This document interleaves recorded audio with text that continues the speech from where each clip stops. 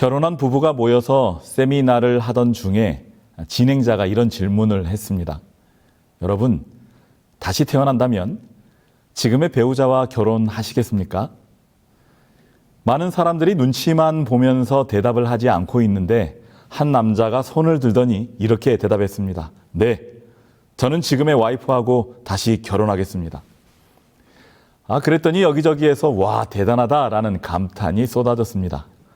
어떤 부부는 서로 눈을 흘기면서 왜 대답 안 하느냐고 따지는 듯한 분위기도 있었습니다.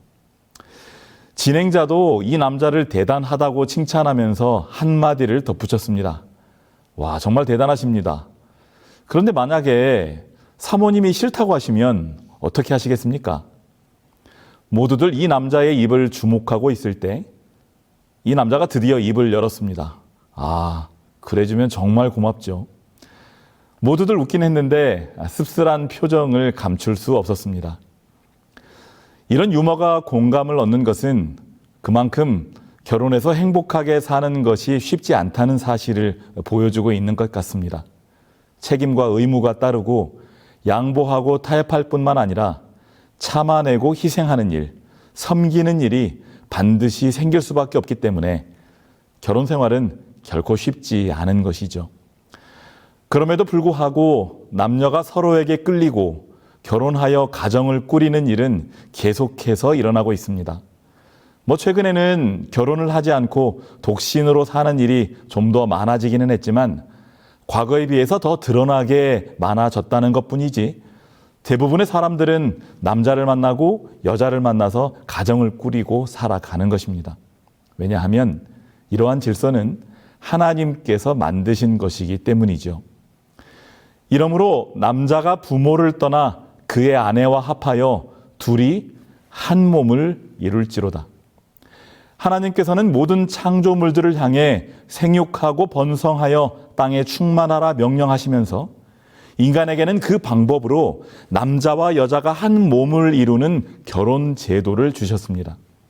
첫사람 아담이 여자를 보고 한눈에 반해서 사랑을 고백하고 여자도 남자에게 끌려서 서로 사랑으로 연합했던 것처럼 이 땅의 모든 남녀는 서로에게 매력을 느끼고 서로 더 친밀한 관계 속으로 들어가기를 원하도록 하나님께서 만들어 주셨다는 것입니다. 그렇기 때문에 남자와 여자가 결혼하여 꾸리는 가정은 하나님께서 이루신 창조 사역을 이 땅에서 지속해 나가는 창조의 공간으로서의 가치를 갖게 되고 인간은 그 속에서 생명을 태어나게 하고 길러내는 창조주의 기쁨을 맛볼 수 있게 되었습니다. 하나님께서는 인간이 이 땅에서 누리는 행복과 모든 생산적인 활동의 시작이 바로 가정이 되도록 계획하신 것입니다. 그렇기 때문에 한편으로 이 가정은 사탄이 노리는 최우선 목표가 되기도 합니다. 가정을 무너뜨릴 때 인간의 삶이 망가지고 때로는 회복 불가능한 아픈 흔적을 그들의 삶에 남길 수 있음을 사탄은 누구보다 잘 알고 있기 때문이죠. 그래서 사탄은 다양한 방법으로 가정을 무너뜨립니다. 경제적인 어려움을 만들어내기도 하고 질병이나 사고로 단란한 가정을 깨뜨리기도 하죠. 하지만 사탄이 가장 즐겨 사용하는 방법은 바로 배우자의 부정을 통해서 가정을 깨뜨리는 방법입니다. 지금까지 수많은 가정이 바로 이 문제 때문에 깨어지는 아픔을 겪어야만 했습니다.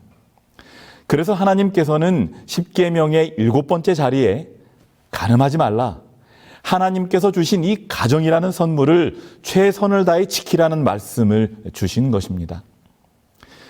오늘 우리는 하나님께서 주신 이 말씀을 잠시 살펴볼 것입니다. 다루기가 쉬운 주제는 아니지만 기도하는 마음으로 하나님께서 우리에게 이 말씀을 주셨을 때 어떤 마음이셨을까? 어떤 뜻을 담아 이 말씀을 주셨을까 생각하면서 오늘의 주제를 크게 두 가지의 관점으로 다뤄보도록 하겠습니다. 하나님께서 우리에게 간음하지 말라라고 말씀하신 첫 번째 이유는 결혼 관계를 넘어 다른 사람과 깊은 관계 속으로 들어가는 이 일이 우리의 영혼을 파괴하는 일이기 때문에 그렇습니다. 성경은 말합니다. 여인과 간음하는 자는 무지한 자라, 이것을 행하는 자는 자기의 영혼을 망하게 하며. 자, 성경은 간음이 자신의 영혼을 망하게 하는 것이다 라고 말합니다. 다시 말해서 그 사람이 하나님과의 관계 속에서 누릴 수 있었던 모든 유익들로부터 단절되고 생명을 잃어버리는 결과를 가져오는 것이라고 말하고 있습니다. 자, 그렇다면 어떻게 이런 결과가 이르러 오게 되는 것일까요? 하나님께서 우상 숭배를 이 배우자에 대한 부정에 빗대어 설명하시는 성경의 기록이 우리에게 하나의 실마리를 제공합니다. 예레미야 선지자를 통해 하나님께서는 우상 숭배에 빠진 이스라엘과 유다를 간음한 사람에 비유하셨습니다. 이스라엘이 간음을 행하였으므로 내가 그를 내쫓고 유다가 두려워하지 아니하고 자기도 가서 행음함을 내가 보았노라. 생각해보면 이 배우자에 대한 부정과 우상 숭배는 이 먼저는 배신이라는 점에서 공통점을 가집니다. 간음이라는 것이 남편이나 아내를 배신하는 것이라면 우상 숭배는 하나님을 배신하는 것이기 때문에 그렇습니다. 이스라엘은 하나님과의 거룩한 약속, 언약 안에 있는 자들이었습니다. 하지만 다른 신을 쫓음으로 그 약속을 깨뜨렸습니다. 남편과 아내도 마찬가지죠. 남편과 아내는 결혼 서약으로 맺어진 관계입니다. 하지만 간음은 그 서약을 깨뜨리는 일이 된다라는 것입니다. 우상 숭배와 간음 둘 다 배신, 말 그대로 둘 사이의 약속을 지키지 않으므로 신뢰를 깨뜨리는 행동인 것입니다. 더군다나 이 약속은 하나님께서 맺어주신 언약입니다. 그러므로 하나님이 짝지어 주신 것을 사람이 나누지 못할지니라. 예수님께서는 남녀가 연합하여 한 몸을 이루라는 명령을 하나님이 짝지어 주신 것으로 설명하셔서 이 결혼 서약이 하나님 앞에서 맺어진 결코 가볍지 않은 약속임을 분명하게 하고 계십니다. 그렇기 때문에 요셉도 애굽에서 보디발의 집에 머무를 때 결혼 관계 밖에서 그와 친밀한 관계를 나누기 원했던 보디발의 아내의 제안을 이렇게 거절했던 것입니다. 내가 어찌 이 큰 악을 행하여 하나님께 죄를 지으리까? 요셉은 보디발의 아내의 유혹을 물리치면서 이러한 행위는 큰 악이라고, 엄청난 죄라고 말했습니다. 왜냐하면 그 일은 단순히 그의 주인인 보디발의 신뢰를 깨뜨리는 것을 넘어서 하나님께 죄를 짓는 것이기 때문에 비록 이방인의 가정이라 할지라도 하나님께서 맺어주신 그 가정의 신뢰를 무너뜨리는 일이므로 나는 이 일을 할 수 없다고 단호하게 말했던 것입니다. 그래서인지 이스라엘에게 주어진 십계명의 세부 규정들은 이 죄를 하나님의 권위에 도전하는 것과 동일한 정도의 형벌로 다스리게 했음을 알게 되는 것입니다. 어떤 남자가 유부녀와 동침한 것이 드러나거든 그 동침한 남자와 그 여자를 둘 다 죽여 이스라엘 중에 악을 제할지니라. 상황에 따라서 세부적으로 조금 달라지기는 하지만 기본적으로 부정한 관계를 통해 부부의 신뢰를 무너뜨리고 가정의 연합을 깨뜨리는 일이 있을 때에는 죽음으로 그것을 다스리게 하셨습니다. 왜냐하면 이 일은 큰 죄, 큰 악이었기 때문에 그렇습니다. 이것이 큰 죄인 이유가 있습니다. 그것은 먼저 이 일이 고린도전서 6장 18절의 말씀처럼 나의 몸에 죄를 범하는 것이기 때문이고 더 나아가서 배우자의 몸에도 죄를 짓는 일이기 때문에 그렇습니다.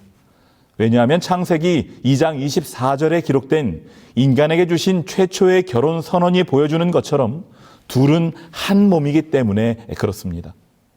뿐만 아니라 이 일은 창세기 39장 9절에 기록된 요셉의 단호한 결단에서 드러나는 것처럼 이 결혼을 주선하시고 부부로 맺어주신 하나님에 대한 죄이기도 합니다. 결코 혼자만의 죄가 아니라는 것이죠. 내 몸에도 배우자의 몸에도 하나님께도 죄가 되는 큰 죄가 되는 것입니다. 그렇기 때문에 성경은 우리가 앞서 본 잠언 6장 32절이 말하는 것처럼 간음은 자기의 영혼을 망하게 하는, 궁극적으로 하나님과의 관계를 깨어지게 만드는 큰 악이다, 죄다 이렇게 규정하고 있는 것입니다. 그래서 사도 바울도 이 일에 대한 자신의 굳은 결심을 드러냄과 동시에 성도들을 향하여 매우 강력한 권면을 내놓고 있는 것입니다. 너희 몸이 그리스도의 지체인 줄을 알지 못하느냐? 내가 그리스도의 지체를 가지고 장녀의 지체를 만들겠느냐? 결코 그럴 수 없느니라. 이처럼 하나님께서는 우리의 가정이 허락되지 않은 어떤 대상, 어떤 관계에 의해서 침해당하게 하지 말라라고 말씀하십니다. 왜냐하면 우리의 가정은 하나님께서 이 땅에서 온전한 행복을 누리도록 하시기 위해 맺어주신 특별한 관계이자 사랑이 재생산되는 귀한 공간이기 때문에 그렇습니다. 고속열차는 시속 300km에 달하는 속도로 달리면서도 승객들을 안전하게 실어 나릅니다. 그 이유는 그 기차가 정해진 레일 위를 달리기 때문에 그렇습니다. 그 레일을 벗어나서 더 빠른 길, 더 단거리로 달리면 더 자유롭고 즐겁게 여행할 수 있을 것처럼 생각되기도 하지만 열차는 원래의 설계대로 그 레일 위에 있을 때 가장 안전하고 신속하게 이동할 수 있습니다. 하나님께서 우리에게 주신 가정의 행복도 정해진 길, 정해진 울타리 안에 머무를 때에만 가능합니다. 결혼 관계를 지속하는 것이 여러 가지로 힘들고 때로는 우리의 마음을 흔드는 유혹이 닥쳐올 수 있지만 우리가 이 가정에 충실하고 이 가정 안에서 행복을 찾으려 했을 때 결혼 서약이라는 약속으로 우리에게 가정을 주신 하나님께서는 이 가정의 테두리 안에서 우리를 지켜주실 것입니다. 우리 모두의 가정이 하나님 안에서 행복한 가정이 되기를 간절히 바랍니다. 그런데 많은 사람들, 심지어는 기독교인 중에서도 이 십계명의 7번째 말씀을 불편하게 여기는 사람들이 있습니다. 앞서서 말한 것과 같은 우리의 몸으로 행하는 실제적인 부정의 문제를 넘어서서 마음으로도 해서는 안 된다라는 예수님의 말씀이 있기 때문에 그렇죠. 여자를 보고 음욕을 품는 자마다 마음에 이미 간음했다는 말씀이 바로 그것입니다. 특히 젊은 남성들은 굉장히 반발하죠. 아니, 사람의 아름다움에 눈길을 주는 것만으로도 죄가 되는 게 과연 맞습니까? 잘 아시는 말씀이지만 예수님의 그 말씀으로 직접 가보겠습니다. 마태복음 5장 27절과 28절 말씀입니다. 또 간음하지 말라 하였다는 것을 너희가 들었으나 음욕을 품고 여자를 보는 자마다 마음에 이미 간음하였느니라. 성경을 오래 읽어오신 분은 읽으시면서 우리에게 익숙한 말씀과 뭔가 좀 다르다라는 생각을 하셨을 것 같습니다. 우리가 전에 사용하던 개역 성경에는 여자를 보고 음욕을 품는 자마다 라고 되어 있었던 본문이 지금 인용한 개정 개역 성경에는 음욕을 품고 여자를 보는 자마다 라는 표현으로 바뀌어 있기 때문에 그렇습니다. 그런데 사실 개정 개역의 표현, 음욕을 품고 여자를 보는 자마다 라고 되어 있는 표현이 더 정확한 표현입니다. 왜냐하면 과거의 표현처럼 여자를 보고 음욕을 품는다라는 표현은 그 일의 원인을 여자가 제공하는 것으로 오해할 소지가 있기 때문에 그렇고, 또 하나는 지금 이 본문이 말하는 바가 단순히 아름다움에 대한 반응에 대한 것이 아님을 보여주는 단서가 되기 때문에 그렇습니다. 영국의 신학자인 톰 라이트는 예수님의 이 말씀은 매력적인 사람을 봤을 때 어떤 감정도 가져서는 안 된다라는 말이 아니라고 말하면서 이 본문을 다음과 같이 설명했습니다. 예수님이 우리에게 피하라고 명령하시는 것은 최초의 충동에 이어지는 응시 그리고 음욕에 찬 상상이다. 결국 예수님께서는 우리에게 눈을 감고 다니라고 말씀하시는 것이 아니라 우리의 눈에 들어오는 모든 광경들을 죄된 생각, 거룩하지 못한 상상으로 발전시키지 말라라고 말씀하신다는 것입니다. 왜냐하면 우리의 마음을 실제처럼 들여다보시는 주님 앞에 우리의 생각과 상상은 우리의 행동과 다를 바 없는 것으로 받아들여지기 때문에 그렇죠.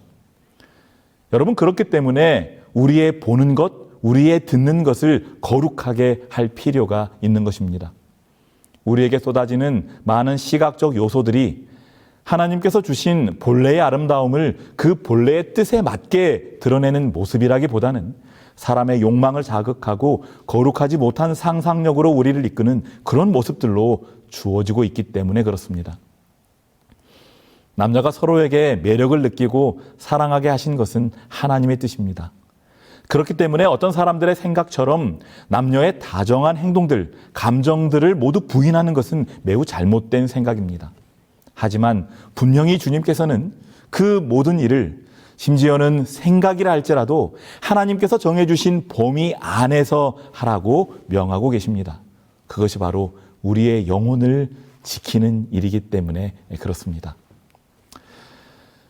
자, 지금까지는 우리가 주로 이 십계명의 7번째 말씀을 나를 향한 것과 관련하여 다뤘습니다.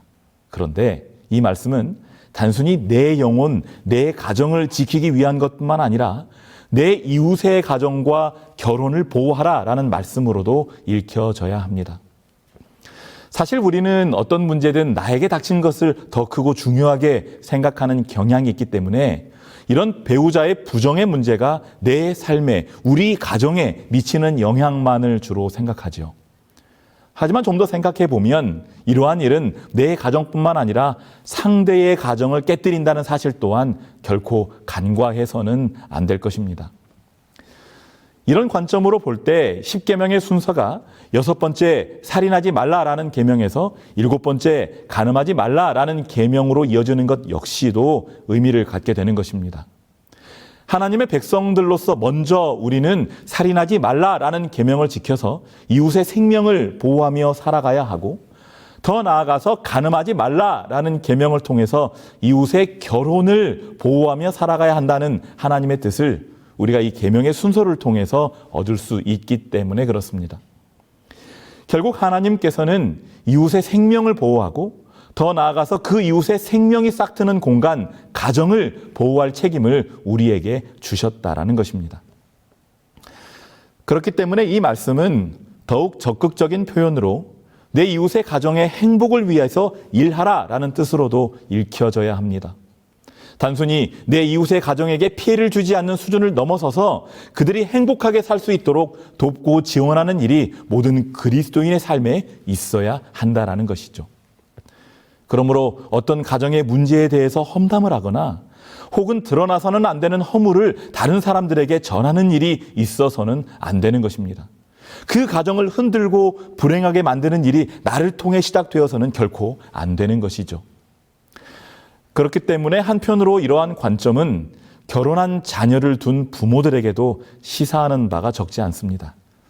때로는 부모들이 자녀들의 가정에 너무 많이 개입을 하거나 혹은 너무 무관심함으로 그들이 더 행복할 수 있었던 기회를 놓치게 만드는 일들이 있습니다. 이것은 하나님께서 주신 내 이웃의 가정, 비록 내 자녀이지만 독립하여 한 가정을 이룬 그들의 행복에 대한 의무를 저버리는 행동으로도 볼 수 있다라는 것입니다. 그들의 행복을 위해서 때로는 적극적으로 나서고 때로는 한 걸음 뒤로 물러서는 하늘의 지혜가 모든 부모들에게 필요한 것이죠. 하지만 이러한 도움을 비단 나와 관련이 있는 내 자녀의 가정에만 국한해서는 안 될 것입니다. 교회 안에 있는 모든 가정, 특히 젊은 세대의 가정을 위하여 협력하여 가장 적절한 도움을 주고 기도하는 일이 있을 때 우리는 주님께서 주신 7번째 계명의 뜻을 더욱 풍성하게 경험할 수 있게 될 것입니다. 히브리서 13장 4절은 모든 사람은 결혼을 귀히 여기고 침소를 더럽히지 않게 하라. 음행하는 자들과 간음하는 자들을 하나님이 심판하시리라 라고 말씀하십니다. 대부분 우리는 이 말씀의 후반부, 음행하는 자들과 간음하는 자들을 하나님이 심판하실 것이라는 말씀에 주목하지만 사실 우리가 더 귀하게 생각해야 할 말씀은 이 말씀의 첫머리에 있지 않나 생각합니다. 하나님은 우리를 향하여 결혼을 귀히 여기라고 말씀하십니다. 나의 결혼을 귀하게 여겨서 내 사랑하는 남편과 아내에게 충실하고 뿐만 아니라 다른 사람의 결혼도 귀하게 여겨서 그들의 가정이 행복할 수 있도록 최선을 다하여 돕는 일이 있어야 한다라고 말씀하시는 것입니다. 오늘 함께 말씀을 나눈 우리의 삶 속에, 우리의 공동체 속에 이러한 하나님의 뜻, 결혼을 귀히 여기시는 하나님의 뜻이 온전히 설 수 있게 되기를 간절히 바랍니다. 그리하여 우리의 모든 가정이 주님 안에서 행복한 가정 되기를 간절히 바라면서 오늘의 말씀을 마치겠습니다.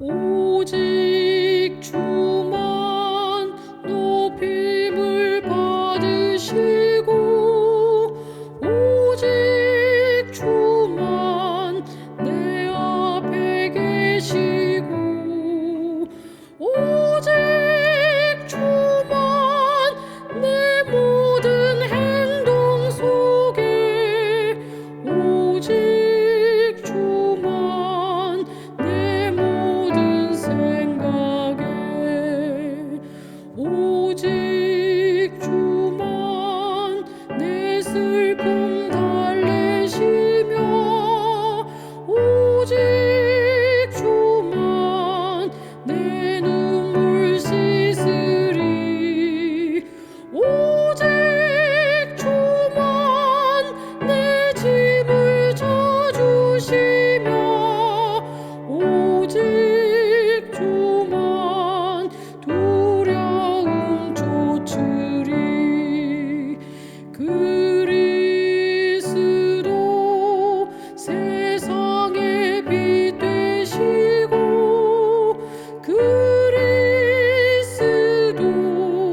내 구원 되시고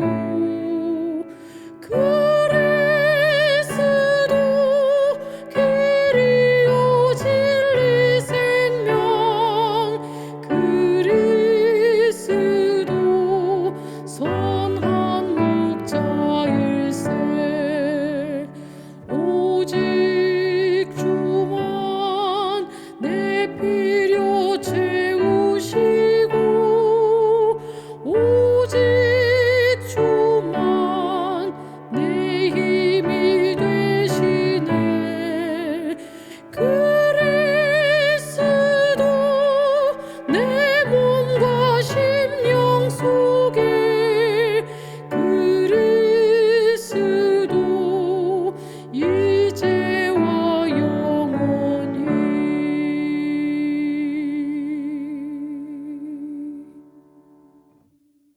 거룩하신 아버지 하나님, 오늘 주신 말씀을 통하여 주님께서 주신 이 결혼 관계를 거룩하게 지켜야 할 것을 가르쳐 주시니 감사합니다. 우리에게 주신 이 귀한 선물, 가정을 우리가 귀하게 지켜갈 수 있게 하여 주시옵소서. 먼저는 내 가정을 사랑 안에서 잘 지키고 더 나아가 내 이웃의 가정도 소중하게 여기고 그들의 가정의 행복을 위하여 최선을 다하여 돕는 우리가 되게 하여 주시옵소서. 그리하여 사탄이 가정을 깨뜨림으로 수많은 불행을 만들어내고 있는 이 때에 우리의 가정은, 우리가 돌보는 가정들은 주님 안에서 안전함으로 하나님께서 주신 목적대로 사랑을 경험하고 사랑을 만들어내는 행복의 보금자리 되게 하여 주시옵소서. 예수 그리스도의 이름으로 간절히 기도하옵나이다. 아멘.